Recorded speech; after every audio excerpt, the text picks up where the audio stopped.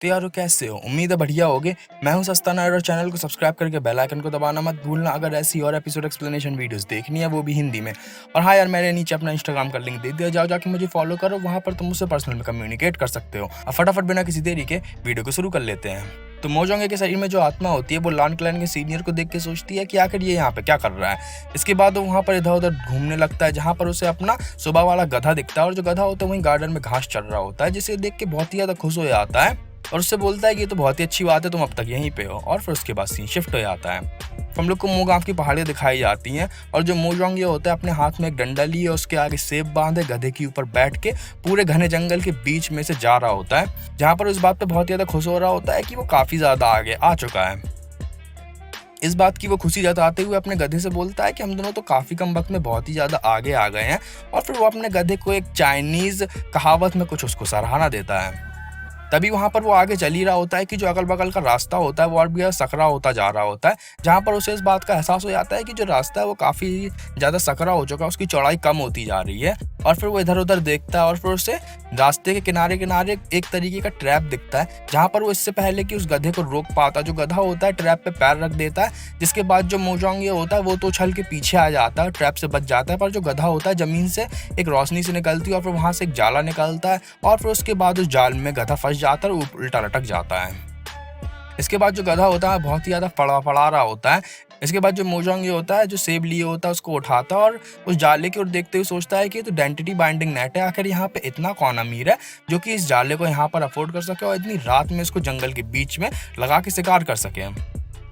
इसके बाद वो सेब खाते खाते अपने गधे, जिसका उसने नाम लिटिल एप्पल रखा होता है, उससे मजाक करते हुए बोलता है कि देखो मेरे पास मेरे जादू है और तो है नहीं, तो मैं तुम्हें यहाँ पे बचा नहीं पाऊंगा। इतने में वो इतना बोल ही पाता है कि उसे किसी के आने की आहट महसूस होती है और वो एक पेड़ के पीछे छुप जाता है और वहाँ पर एक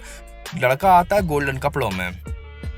इसके बाद वो शख्स होता है अपने जाले में फंसे हुए गधे को देख के बहुत ज़्यादा कुंठित हो जाता है और बोलने लगता है कि मैंने यहाँ पर 400 ट्रैप्स लगाए थे और अब तक एक भी कोई ढंग का शिकार नहीं मिला है। पहले वो मूर्ख कल्टीवेटर्स मिल गए और अब यहाँ पे ये गधा। इसके बाद जो मोजोंग के शरीर में जो आत्मा होती है वो शख्स को देख के काफ़ी ज़्यादा खुश हो रही होती है, सोच रही होती है कि लाल लिंग के जिन क्लैन का एक शख्स, भला मेरी किस्मत इससे भी ज़्यादा क्या अच्छी हो सकती है कि मुझे एक ही दिन में 4 में से 2 क्लैन के लोग देखने को मिल गए। इसके बाद जो उस गोल्डन कपड़े वाला शख्स होता है उसको एहसास हो जाता है कि पीछे कोई खड़ा हुआ है और अपना तीर तान के पीछे की ओर जैसे ही देखता है जो मोजोंग होता है वहाँ पे छुप जाता है और फिर वो एक पेड़ के पीछे जाता है चेक करने कि इस पेड़ के पीछे कहीं कोई शख्स तो नहीं है। तभी मोजोंग वहाँ से गायब हो जाता है। इसके बाद उसे फिर से कोई आहट सुनाई देती है और वो मोजोंग के ऊपर सीधा तीर चला देता है, जहाँ पर उसका निशाना चूक सा जाता है और जो मोजोंग होता है बच जाता है, पर उसका सेब होता है वो तीर से टकरा के पेड़ पे लटक जाता है। इसके बाद जो मोजोंग होता है पागल होने का नाटक करने लगता है और बोल रहा होता है कि मुझे मत मारो, मुझे मत मारो, तुमने पहले मेरा गधा चोरी कर लिया, अब तुम मुझे मारना भी चाहते हो। इसके बाद वो जो गोल्डन कपड़े वाला शख्स होता है वो उसे पहचान जाता है और बोलता है कि पागल तुम यहाँ पे क्या कर रहे हो, तुम्हें धक्के मार के हम लोगों ने घर भेजा था, तुम मुझे पहचान नहीं पाया ना मैं कौन हूँ, तुम्हारी याददाश्त अभी भी चली गई धक्के मारने की वजह से। उसकी बातें सुनने के बाद जो मोजोंग के शरीर में आत्मा होती है वो समझ जाती है और सोचती है कि ये जो शख्स है मोजोंग है ये जिन क्लैन का है और इसका बाप जो है वो शायद क्लैन लीडर है, यानी कि जिन गांगशान। तो उसके शरीर के अंदर जो आत्मा होती है घबराते ही पूरे मामले पे और भी सोच विचार करते और सोचती है कि ब्यूरियल माउंट्स, यानी कि वही जगह जहाँ पर वी वुशियान को मारा गया था, हमले की रैंकिंग के हिसाब से जो जिंग चैन पहला था और जो जिन गांगशान था वो दूसरा था।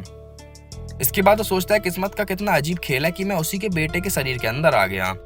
ओके, तो मुझे पता है कि यहाँ पे स्टोरी तुम्हें थोड़ी कंफ्यूजिंग लग सकती है, तो मैं सब कुछ क्लियर कर देता हूँ। ये जो मोजोंग है इसके शरीर के अंदर यलिंग के लड़ाके वी वुशियान की आत्मा है और जो क्लैन इसको मारने में सबसे आगे की तरफ था, यानी कि जिन क्लैन, वी वुशियान की आत्मा इस समय उसी क्लैन के लीडर की नाजायज औलाद के अंदर है।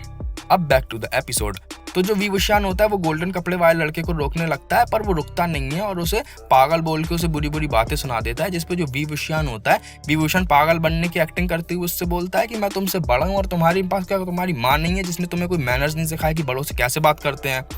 इस पे वो बहुत ही ज़्यादा गुस्सा हो जाता है और वी वुशियान पे अपनी तलवार निकाल के सीधा उससे लड़ाई करने लगता है, उस पर हमला कर देता है। जहाँ पर जो वी वुशियान होता है उसकी काफ़ी ज़्यादा हालत ख़राब हो रही होती है, उससे बच रहा होता है जैसे तैसे और वो काफ़ी ज़्यादा बुरी तरीके से उसको मारने के लिए उस पर तलवारबाजी कर रहा होता है। इसके बाद जो वी वुशियान होता है पत्ती तोड़ता है, उस पत्ती पर जादू टोना करता है और गोल्डन कपड़े वाले की पीठ पर चिपका देता है। जैसे ही वो पत्ती उसकी पीठ पर चिपकती है उसी मोटे मास्टर की आत्मा ऊपर से आ जाती है और उसके ऊपर गिर जाती है और वहीं पर दब जाता है। जिसके बाद जो वी वुशियान होता है उससे बोलता है कि तलवार तो बहुत ही ज़्यादा अच्छी है और ये मुझे थोड़ी जानी पहचानी सी लग रही है। इसके बाद वो उसकी तलवार उठाता है और अपने गधे को आज़ाद करा लेता है उसका जाल काट के, और फिर उसके बाद सीन शिफ्ट हो जाता है।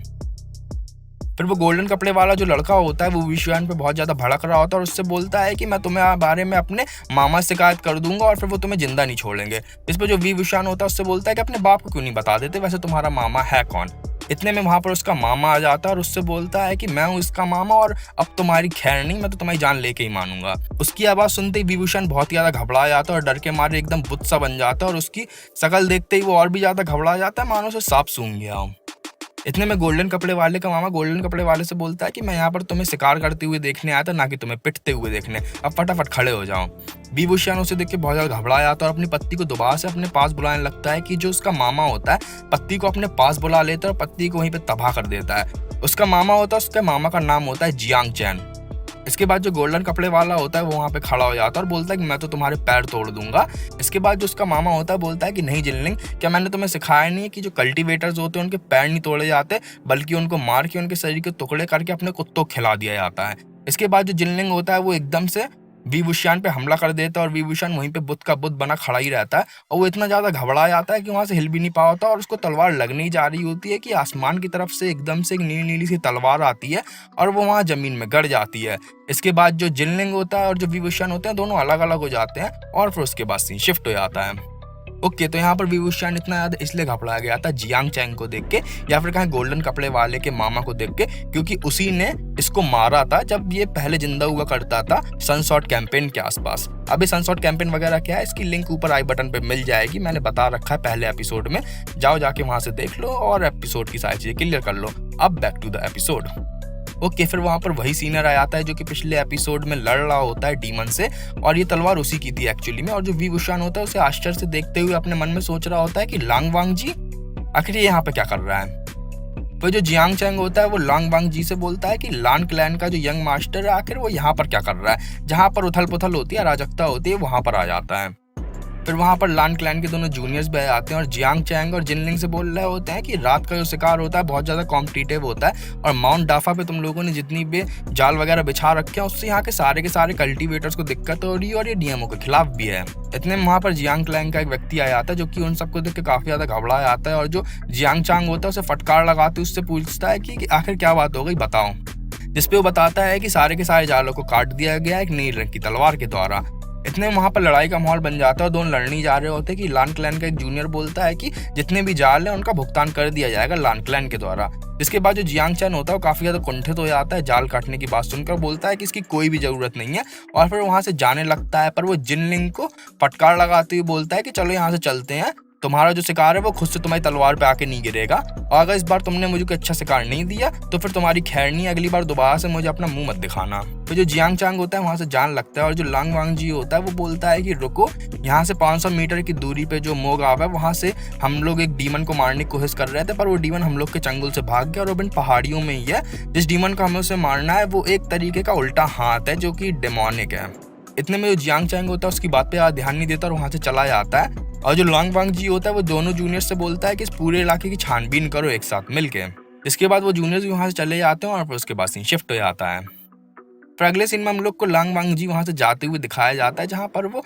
विभूषण कॉल का इशारा करके बोलता है कि अब तुम भी जाओ। इसके बाद जो विभूषण होता है उसे पीछे से देखते हुए सोच रहा होता है कि जब मैं पहले जिंदा था और काले जादू वगैरह किया करता था तब तो ये मानो बिल्कुल मेरे खिलाफ ही पड़ा रहता था, मुझे हमेशा परेशान करते रहता था और मुझे रंगे हाथों पकड़ना चाहता था, पर अब इसको क्या हो गया कि इसका एकदम से हृदय परिवर्तन हो गया। फिर दोनों जूनियर्स वहाँ से जान लगते हैं और जाने से पहले विभूषण को शुक्रिया बोलते हैं। फिर जो जिनलिंग होता है वो भी वहीं पे खड़ा होता है और जिनलिंग की जो तलवार होती है विभूषण की नज़र उस पर पड़ती है। उसकी तलवार को देखते ही उसे याद आ जाता है अपनी पिछली ज़िंदगी को। हम लोग को उसकी पिछली ज़िंदगी का फ्लैशबैक दिखाया जाता है जहाँ पर जो विभूषण होता है विभूषण ने जिनलिंग की माँ को मार के उसको अनाथ कर दिया होता है। हालांकि वो जिनलिंग की माँ थी, उसका व्यवहार विभूषण के साथ काफ़ी ज़्यादा अच्छा था और वो उसकी स्कूल में सीनियर भी थी। उसके बाद ही विभूषण ने उसको मार दिया था। जिसके फिर उसके बाद अभी का दिखाया जाता है जहाँ पर जो विभूषण होता है वो अफसोस कर रहा होता है जो उसने अभी जिनलिंग से थोड़ी देर पहले मजाक किया था उसकी माँ के बारे में और फिर उसके बाद सीन शिफ्ट हो जाता है। खैर अगर वीडियो यहाँ तक अच्छी लगे तो इस वीडियो को लाइक करो, इस वीडियो को जरूर से अपने दोस्तों के साथ शेयर करो और चैनल को सब्सक्राइब करना बिल्कुल मत भूलना, बिल्कुल मस्ट है। और यार मेरे इंस्टाग्राम में थोड़े फॉलोवर्स दिलवा दो, नीचे मैंने लिंक दे दिया है, जाओ जाके मुझे फॉलो करो, पर्सनली मुझसे कम्युनिकेट करो। अब बैक टू द वीडियो। फिर हम लोग को दोनों लान क्लैन के जूनियर्स दिखाए जाते हैं, जहाँ पर वो पूरे इलाके की छानबीन कर रहे होता है। उन्हीं के आगे आगे जिल्लिंग भी चल रहा होता है, जहाँ पर वो बहुत ज़्यादा कुंठित हो रहा होता है और फिर टॉन्ट मार के बोलता है कि आज का दिन पूरा बेकार गया, कोई अच्छा शिकार भी नहीं मिला और ये लोग मेरा पीछा कर रहे हैं। जिसपे जो एक जूनियर होता है वो भड़क जाता है और बोलता है कि माउंट डाफा तुम्हारे बाप का इलाका नहीं है और वैसे भी मुझसे तुमसे कोई काम नहीं है जो मैं फालतू में तुम्हारा पीछा करूँ। इस पर जिनलिंग होता है तो टॉन मारते हुए बोलता है कि मेरे जो डेंटिटी बाइंडिंग नेट्स थे तुम्हारा उनसे भी कोई काम नहीं था, फिर भी तुमने मेरे 400 के 400 नेट तोड़ दिए। अब एक काम करो, या तो मेरे 400 नेट मुझे वापस करो वरना अपना मुंह बंद रखो। ये बात सुन के जो जूनियर होता है वो बहुत ज़्यादा भड़क जाता है, क्योंकि जो जियांग चैंग होता है उसने तो मना कर दिया होता है हरजाना के भुगतान के लिए और ये मुंह चला रहा होता है। इसके बाद उन दोनों में बहुत ही भयानक सी लड़ाई हो जाती है। इसके बाद वहाँ पर एक जूनियर होता है, वो रोकने की कोशिश तो कर रहा होता है पर दोनों नहीं सुन रहे होते, दोनों के सिर में बिल्कुल खून सवार होता है और दोनों एक दूसरे से बहुत ही बुरी तरीके से लड़ रहे होते हैं। जहाँ पर जो जूनियर होता है वो जिनलिंग के ऊपर हल्का भारी पड़ रहा होता है और फिर वो दोनों लड़ते लड़ते गुफा के किनारे पहुंच जाते हैं, जहाँ पर जिनलिंग होता है गुफा के अंदर गिर जाता है, अंदर गिरते ही वहाँ से गायब हो जाता है। इसके बाद जो दूसरा जूनियर होता है भागते हुए आता है और अपने पहले वाले जूनियर से बोलता है कि आखिर तुमने उसे अंदर क्यों ढकेल दिया, जिसपे वो बोलता है कि मैंने अंदर नहीं ढकेला, वो खुद ही अंदर चला गया। इसके बाद वो दोनों बाहर चिल्लाते हैं, उसका नाम कई बार पुकारते हैं पर अंदर से कोई भी आवाज़ नहीं आती है और फिर उसके बाद सीन शिफ्ट हो जाता है। खैर तो आज की वीडियो में इतना ही, मैं अगली वीडियो बहुत जल्द लाऊंगा। अब राइट वाली विंडो पे टैप करो अगर इस सीरीज की पूरी प्लेलिस्ट देखनी है और लेफ्ट वाली विंडो पे टैप करो अगर इस सीरीज का अगला एपिसोड देखना है। मैं मिलता हूँ तुमसे अगली वीडियो में, तब तक के लिए गुड बाय।